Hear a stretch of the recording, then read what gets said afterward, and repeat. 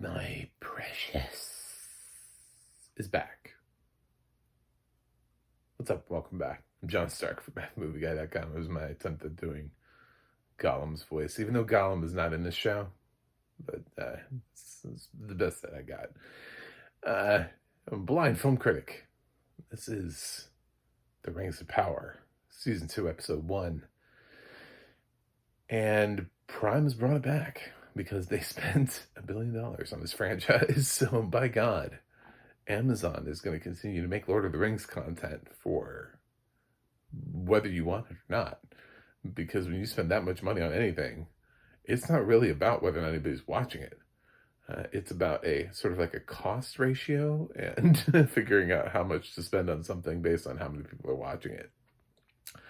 So, hopefully the show still looks good because not everybody was a huge fan. The show did get some Emmy nominations. It does have audio description, so that's a win. Win for us.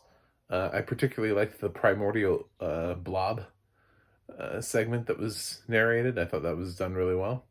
So shout out to the audio description team on that.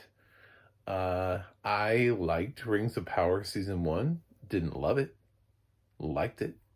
Didn't love it. I think I still have all my recaps up, so if you're just really curious and you want to like hold me to that, and you're like, what did you?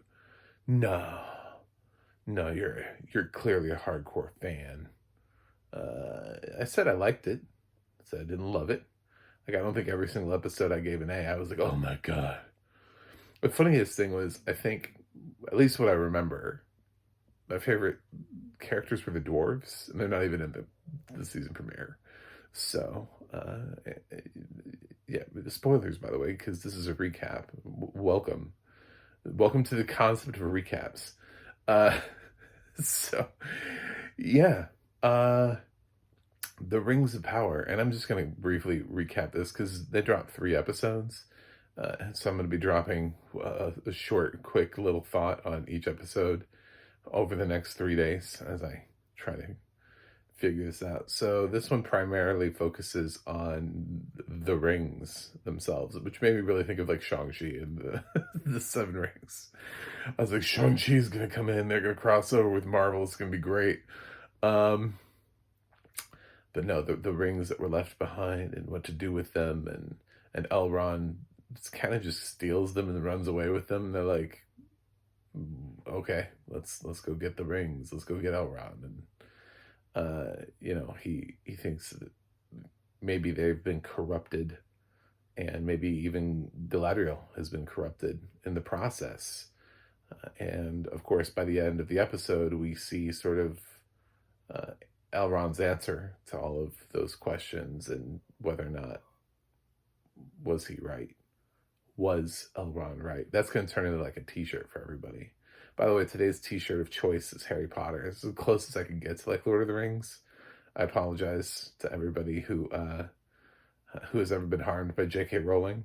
And also, I have a purple baseball cap on backwards and black sunglasses. So, yeah, it is primarily a Sauron episode, actually, which is really interesting because we know who Sauron is within the context of the show based on how last season ended. So we actually kind of flash back into the past and see sort of how Sauron originally interacted with the orcs. He kind of like exploded into blue light. I was like, is that how Mount Doom was formed? The Eye of Sauron. I kept waiting for things to be like, well, this is the definitive explanation for these things, except that's in the past, and then he's here now, and it's not really. I mean, he just kind of, it's just, I don't know. We still got the stranger wandering around with the hobbitses following him. Nury, and Nury's friend shows up later as a stalker that was like following them. It was like, I can't leave Nury behind. Good. Because one hobbit is never enough. You always have to have two or more in any sort of Lord of the Rings instance. So the stranger is still trying to figure out how to. That's what we're calling him, by the way. So I'm gonna keep calling him the stranger.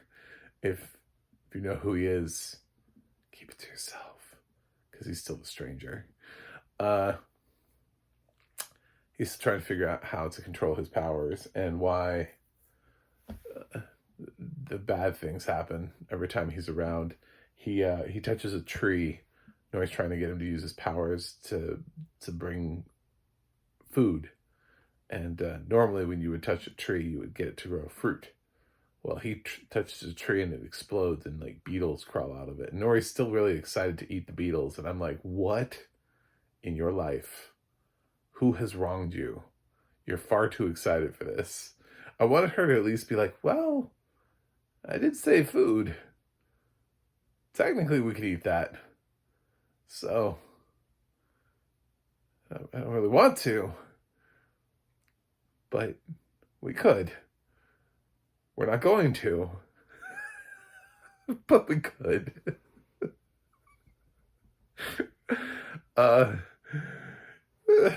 She was like really down. She was like, oh my God. Oh, beetles. Get me up in that beetles. Into those beetle juices. Which comes out, by the way, next week. Beetlejuice. So, like, synergy. It's really just everything is corporate synergy at this point. The Beatles obviously were placed here so that I can make the Beetlejuice joke, which could remind you of the Beetlejuice. Beetlejuice comes out next week. Just everything. Everything is just one giant circle. You think there are multiple companies running Hollywood. It's just one guy. And it's George Soros. It's that guy that they keep telling you about. That you're like, who is that guy? I don't know. He just runs everything. So, Lord of the Rings. Are we back? I don't know. Are we? Did I care about anything that happened in this first episode? That's a tough one. I feel like we just kind of continued on with the characters. I was like really interested in the primordial blob thing, but that lasted for like 5 seconds. So I was like, oh my God, this could be a thing. We could do this. Let's make this happen. That was a brief thing. That was we just gave up on that concept super fast. So I was disappointed in that. The whole, oh, let's go find the rings. Well, they saw that in the first episode. Sauron is trapped while he's out within the first episode. There really isn't any like long-term repercussions for anything in the first episode. It's just like, well, cool. Moving on.